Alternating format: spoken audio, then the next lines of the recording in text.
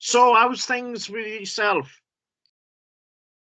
It's a pretty wild time for us. I mean, album came out a little over, I guess, almost 2 weeks ago, and we're busy dealing with the aftermath of that, and also diving into writing the next album. So we don't really sleep, but it's good to be busy, right? Yeah. So you've already started work on your follow-up album. Yeah, we had actually started back in December on the follow up album, and I think the big part of that is that we are very much thinking about the future at any point in this band. And I guess that a lot of people have asked me, or kind of assumed, I think, that this was a sort of either a one-off project or a vanity thing, or like we do it when we're not doing anything else, kind of thing. But it's for Tom and I both, it's one of our primary commitments musically. So we're very strict with ourselves about how we budget our time, and we have like a year and a half in the future. We have an allotment of on any given month what we're going to be working on, which is what you Yeah. need to do when you want to take this project seriously. But Tom has Evergrey, and I have a lot of stuff of my own. But Yeah. yeah, we're forging ahead. We have a couple songs already in the can, and they're sounding really cool. Oh, brilliant. Um, let's start right at the beginning. What music did you grow up listening to, and who was your influences when to become a musician? Yeah, sure.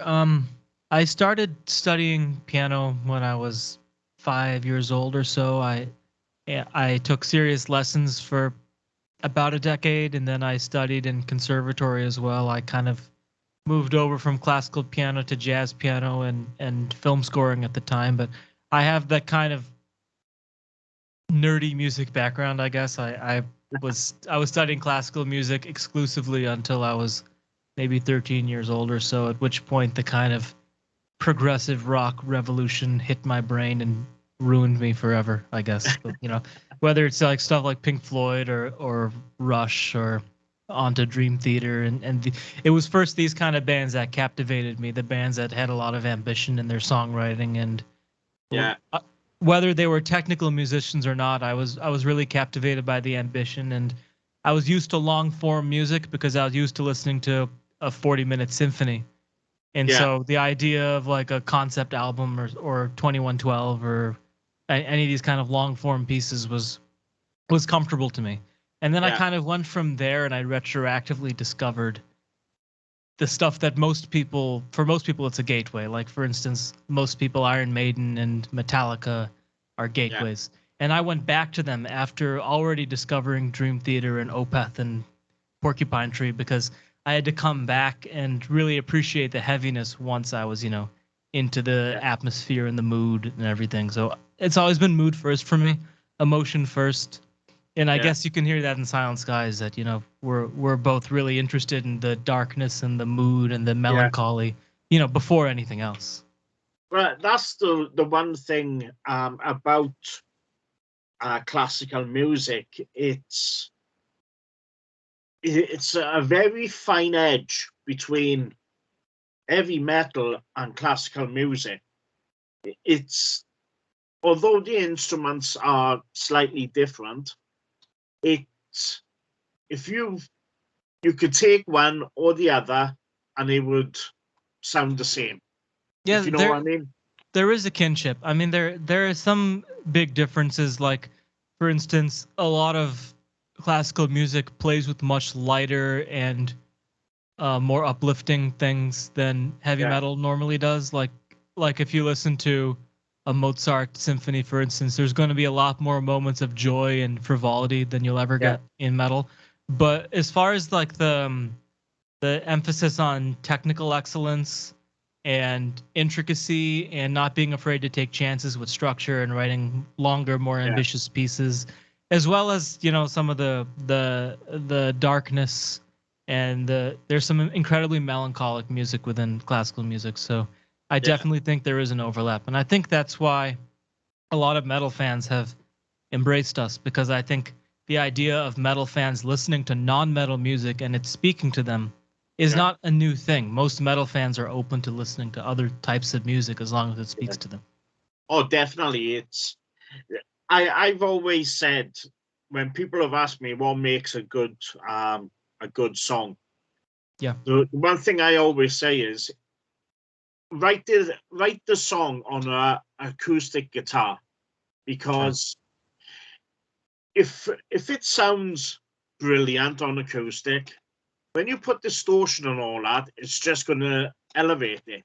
But the foundations on the acoustic would give you the I'm trying to think of the word now.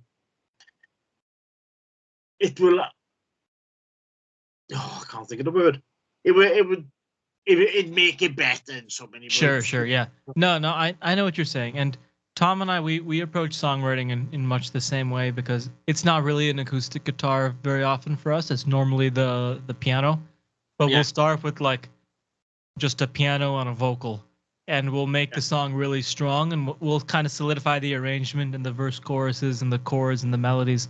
And then we were actually talking about this just last week, that you could kind of take that nucleus of the piano and vocal, and we could make like 4 or 5 different styled songs out of the same nucleus. Like you could do what Silent Skies does, where we have the piano and the vocal and some electronics and synths and some cello and, very subtle and low key, and it would work.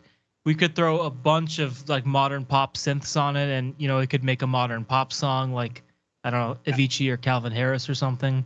Or we could throw a bunch of guitars on it and turn it into like a melodic metal song. And it's really important that whatever we write and however we dress up the music, like what clothes we put on it, we want the integrity of the core to be a solid song with a memorable melody and effective chords. So we think of songs in this embryonic kind of stage, and sometimes they actually never really get that much beyond that. Like sometimes on a song like The One from the new album, we just do piano and vocals pretty much the whole time.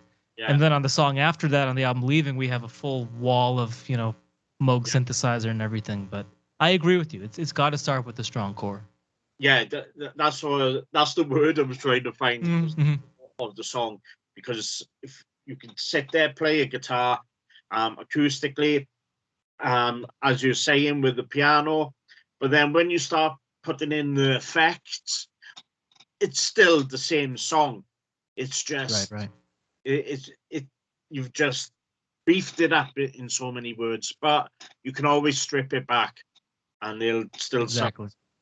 And then it gives you another element of creative choice that you can make is how much you dress it up at any given time in the song, and you can pull things back to explore more dynamic layers, because you have this strong core, and it doesn't matter if there's 100 tracks on it or 2 tracks. It'll, it should still be a good song at the end of the day. So it just gives you like a third dimension to work with. Like you don't have to write songs from left to right. You can also think about them top down and like the amount of layers that they have at any given time. You can only really do this if your core is strong.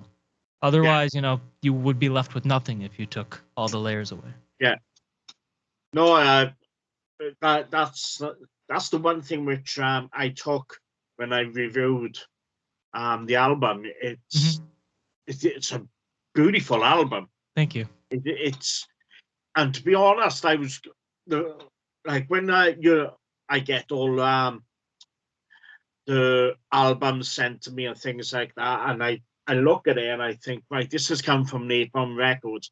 So straight away, my mind is going in one direction. I put it on and I'm like, wow, it's like cheese and steak. You know what I mean? It's like, it's brilliant album. I appreciate that. And I know that, we've had people say this before, that, they got a promo from Napalm or whatever. And when you receive music from a certain label with a certain reputation, it can be kind of weird when you get it. And it's completely different from the norm of what you're used to getting from that label. But that brings up a good point about Napalm, because I think Napalm is one of those labels where there is a kind of preconceived idea of what a Napalm band sounds like, but if you actually go to their website and you read through their roster, there's all kinds of stuff in there. And we're not the only non-metal band on their label. They love, for instance, the like dark folk thing that has become really big in the last few years with like really big artists like Halung selling out Red Rocks in the US and stuff like that, where, you know, people who are usually listening to metal music are appreciating other styles that are speaking to them in a similar way, and Napalm understands this. And I think maybe there are some, I'm not going to talk smack about any label because I don't really know, but I imagine that there are probably some metal labels who don't really have the foresight and the vision to understand that, you know, with the metal market, you can give them other types of music and it'll resonate. But Napalm gets that, and as far as I know, it's been like a part of their heritage as a label for 20 years now, as they've been exploring all kinds of different types of music that can speak to people in different ways. So, you know, we're happy to be with a label like that. Yeah, definitely. It's when you there are labels out there, and you do get, I won't say repetitiveness and all that, but when they, hang on a sec, my dog's trying to get out. Yeah, no problem. So when you get labels like Napalm, and there are labels out there which I deal with, which pretty much, this is the style of music, this is what. Yeah, of course. And but another label which is good with that is Nuclear Blast Records. Yeah. They every now and then you'll go, whoa, you'll have something which is left field. I agree. Like, for instance, I think the Auri album, that was the kind of folk pop side project from some members of Nightwish. Like I think that's on Nuclear Blast. And unless you knew the Nightwish connection beforehand, if you received an Auri promo from Nuclear Blast, you would put it on and be like, "What the heck is this?" It's all acoustic guitars and chimey, you know, sing-song vocals and everything. But, you know, it's another example of a label understanding that, you know, metal fans don't only want to hear a very narrow box of music. You know, they're a very open-minded bunch generally. This is the one thing which I love about what I'm doing now, because everything which I come across musically, album-wise, single-wise, it's, although I've always had a massive range of music, loving music from Neil Diamond all the way up to Mayhem. And the one thing about it is, doing this, I get to listen to artists like yourself, and I'm like, I might not have come across you, but as soon as you listen to it and you think, bloody hell, this is amazing. And I can't wait then, once I finish listening, to tell people about it. Just like, this album it's something out of this world. I done one the other day, reviewed, and it was just nothing but instrumental. It was all through, and it was fantastic. It was, you could just lie there, close your eyes, and it gives you that feeling of like a meditation type album. It's like when you close your eyes and you feel the sounds. Oh, it was brilliant. And once again, your album is fantastic. It is true. You should be proud of that album. Thank you. I appreciate that. And we're actually influenced by a lot of the kind of music you're talking about, the instrumental, very meditative, you know, contemplative sort of music. And the interesting thing is that when we started Silent Skies and we had our first conversations back in 2017 about the project, we knew that we wanted to kind of make this sort of cinematic classical thing with vocals, but the thing is, a lot of that music that we were inspired by is like what you said. It's instrumental, Yeah. and it's kind of more about the meditative state, and it's not really about song structures and vocal hooks. So Yeah. what we were trying to do is we were trying to marry that world, which is incredible, beautiful music, but it's not really written to be songs. And we're trying to inject this kind of like song element and memorable vocal melodies and put the vocal first and foremost, but don't lose that meditative, contemplative thing that makes this kind of music so compelling. Yeah. And we've arrived at that point, I think, but it took us a bunch of years to figure out how we're going to bring these worlds together in a way that is not jarring, and it's still soothing. It's still a soothing listen, but you can still interact with it on a deeper level, and you get peaks and valleys. If you really dive into the world, you understand some songs are really, really tense and heavy, and some songs are really mellow and relaxed. But then if you listen superficially, like if you're taking a walk outside in nature or something, then everything does kind of sound soothing. So you're trying to make music that works on both of these levels. Yeah, and that's the one thing about it, going all the way back to what I was saying about writing songs acoustically and on piano. You don't need the lyrics, because if you've written on them, the song is going to be beautiful anyway, because it's raw. You can go and pick up a guitar and go and sit on a rock somewhere and just strum away. And as you're saying with the instrumental, if your focus is on the music, you do. I do listen to bands. I love the albums, and you just know that they are there to basically get that riff going. Yeah. And that's the song. It got a great riff, and I build around that. But musically, like I say, you could take away the lyrics from your songs, and you could just sit there, close your eyes, and be transported away. And we view a lot of the production and songwriting process for our music, especially for the new album. We view it in this way because we're always thinking about like a certain element. For instance, a string line maybe, and we're always thinking about how can this one string line be as strong as possible and as compelling as possible. So if you were to listen to it in isolation, it'll still stand up. And the thing is, we work in such an uncluttered genre, and at any given time, there's no space to hide. And this is the big difference between what we do, and I do a lot of work with metal bands as well, but it's very different when you're working with a metal band. If you have a big distorted guitar riff and some pounding drums, then, I mean, your ear is 85% captivated by those things.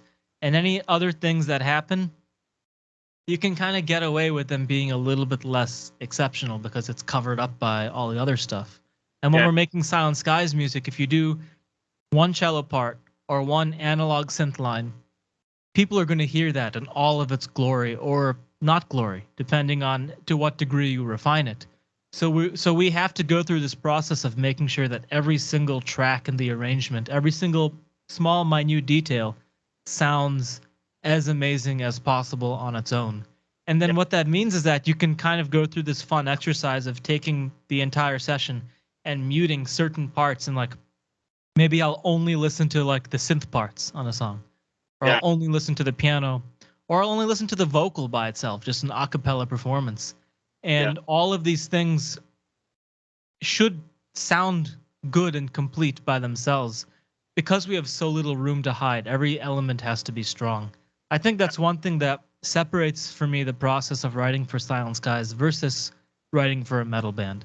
I think so much more thought and agony has to be put into every little detail when we track Silent Skies, because everything has to sound perfect. And it means that it's kind of laborious, actually, to make sure every single detail sounds incredible, and you can't half-ass anything.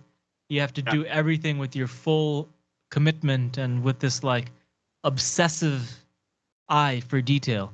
And that's one thing where Tom has me beat, because he is like the most obsessive creative person I know, and he will hear every single detail to an almost infuriating level. And if there's a little thing that like what I'm talking about, if there's one synth part that doesn't sound perfect, he'll tell me. He'll say, "Hey, you know, this isn't sitting right with me." And so between the two of us, we have such high standards that by the time, you know, you get the album and you put it on in your earphones as the finished product, you should be able to listen to any one element of the songs and be like, okay, this sounds good, it sounds complete, it sounds polished, because we don't really allow anything less to escape, you know, when we're working on it. What was it like releasing the album and recording the album during the pandemic? Do you go to a studio? Have you got your own studio? We did all of the Nectar album in our own respective home environments. We didn't meet up once to write or to record. It was completely virtual. And on our first album, Satellites, it was almost the same, except I flew to Sweden to record the grand piano for that previous album. And this time I did the grand piano on my end. And, you know, I have a pretty decent setup here, as you can kind of see some of the toys. And Tom has an amazing setup as well. So we've kind of cultivated the ability to be self-sufficient. And what that means is that it's a lot easier to find the time to do a project. Like, we're so busy that if you had to book in advance a month in a studio, it would be really hard to, you know, block aside that month. And I'm at the studio, I have to use that time to the fullest, or else my money is wasted. It's a lot easier when you work at home and you can, oh, I have a free day, let's go write something. You know, it's as easy as that. And we kind of worked out a really cool system over Zoom where we could set up our studios so that we could hear each other's studios in full quality via Zoom, and you know, full stereo, good enough quality so that we're not listening to like phone speakers as we're recording or something. You know, none of that stuff. So what it meant is that we could do a lot of writing and recording in real time on Zoom, and we could try an idea, try a chord progression, you know, when we're working on those basic building blocks of a song, move chords around, see how they feel, and really be happy together. And that's something that I've really come to value, because I was so used to trading MP3s and sending files via email, and then the other person listens to it and they record on it. And there's this disconnect of like, if you want to get something perfect, you're not sitting together making it happen. And of course, it's great to do that, you know, when the person's sitting a foot away from me, but it also works nicely over Zoom. And an added benefit is the mute button. So if I want to focus on something and I need 5 minutes to nail out a part, I can, you know, just mute Tom and focus on the part. And while we're muted, he can, you know, go be working on a vocal idea, and then we come together and share what we've done in 5 minutes. So it's like we have the advantage of being able to work simultaneously, but also the advantage of being in separate rooms so that we can do our own thing and then come together. And finally, we also have the time difference, because Tom is 6 hours ahead of me. So what that meant is that he could start at his morning when I'm still asleep, and he works his whole morning, and by the time I wake up, he'll present something to me. Hey, this is what I did in the morning. And then we would spend 4 or 5 hours together on Zoom working on it. And then he's done for the day. And my day has just started, so now I have the afternoon and evening to develop what he's done. And then I send it to him, and then he wakes up and works. So we almost had like 22-hour work days. And if we were in the same place in, you know, normal times, then we would have at best 12 to 15-hour days, and we'd be really tired at the end of them. And this way we had like a good 20 hours of work. So, I mean, I'm never going to say that, you know, working in a pandemic long distance on separate continents is like a good thing. You know, obviously it's more efficient to be sitting together next to each other working, but this is as, you know, as good as we could get it. And we were able to write and record Nectar in 3 months. So, you know, we were able to work quite efficiently. Yeah, you found a way to be productive during the pandemic, which is always, it's a fun. One of the reasons why I ask all the bands this question is because you get different takes from each band, how they dealt with it. Like some would go into a studio, others would be like yourself transferring files, and it's always fascinating to find out how each band. Yeah, and I think it's also partially generational. I think a lot of younger artists are really comfortable working at home because they grew up that way, and a lot of older artists, they've always gone to studios. Maybe they don't even own home recording gear, or if they do, it's nowhere up to their standard because they've been working in great studios for decades. For me, I've always worked at home. I mean, from my teenage years, I was always recording myself with very limited gear. And now I have slightly less limited gear, but I still like working at home because you have this feeling when you go into a studio where every second costs you something. Yeah. Every second you spend in a studio has a dollar value, and that weighs over your head. And it makes, for me personally, it gives me this sense of pressure that sometimes can be very motivating because it's like, okay, we got to get stuff done. And sometimes it's just, when you really need the creative juices to flow freely, that can very often be an impediment to that. So I love working at home. Even if there was no pandemic, Tom and I would be doing a lot of writing outside of the studio, whether we're in the same room together in person, or we're thousands of miles away. It's just the home studio thing works for us, and we can do 99% of everything we need to do for a Silent Skies album in our respective studios. And then the only thing that doesn't include in that is if I'm to record grand piano. I don't have a grand piano in this room, but I do have a beautiful grand piano in my parents' home where I grew up, and it's the piano that I learned to play on. So when it came time to do piano for Nectar, I just flew up there, recorded the piano in a couple of weeks, and that was that. And then we had a cello player we hired, incredibly talented cello player named Raphael Weinroth Brown, who recorded cello on his end. But I think he's now using a home studio too. He used to go to a studio, but I think now he's doing it all at home. So it's like, this is pretty much entirely a home studio production throughout the whole recording process up until the very final mixing and mastering stage, where we worked on that together with Jacob Hansen of Hansen Studios, who has his own incredible room in Denmark and all of that stuff. But, it's amazing what you can do at home. It's really empowering, and it means that more people can bring their visions to fruition, which is a great thing, regardless of how you want to view it. Yeah. Finally, if we can quickly talk about touring, have you got plans to do any tours, or is it just going to be album focused within the band, or do you have plans to go out and tour the album? Yeah, man. I mean, we even before we released our first album, we were talking about playing live, and we always had a vision to play live. And I think Tom and I, we both had these ideas in our heads of what we want a Silent Sky show to look like and feel like.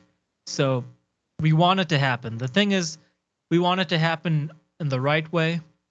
We don't want to put out a show that compromises on the atmosphere and the vibe and the aesthetic of what we're going for, which means we have to be a little bit discerning about what offers we say yes to. We've gotten a bunch of offers. I was actually just speaking with Tom like an hour ago on the phone about one of these offers. But, we want to make it happen. We would absolutely love to play this music live. And I can't say if that's going to be a few, one-off shows, or if we're going to do some long tours or short tours. There's so many different parameters. And when we're in, I guess, the metal world, but not making metal music, you have a lot of things to think about, who we play with, what kind of venues, there's a lot of question marks, but we definitely want to. So I'm hoping that in the not too distant future, we'll be able to at least announce a few shows, if not a tour, because that would be amazing. Yeah. Well, this has been absolutely brilliant speaking to you. Yeah, likewise, man. Oh, it's been absolutely fascinating to hear about your processes to do with recording, and this has been fantastic. good luck with the album. Thank you, man. I appreciate it. It's a brilliant album, and I do hope to see you on tour, especially in the UK. Yeah, I would absolutely love that. I haven't been to the UK in a very, very long time, so I'd love to make that happen. Yeah, definitely. So thank you for the interview, and I'll speak to you soon. Yeah, right on, man. Take care. Thank you. Take care.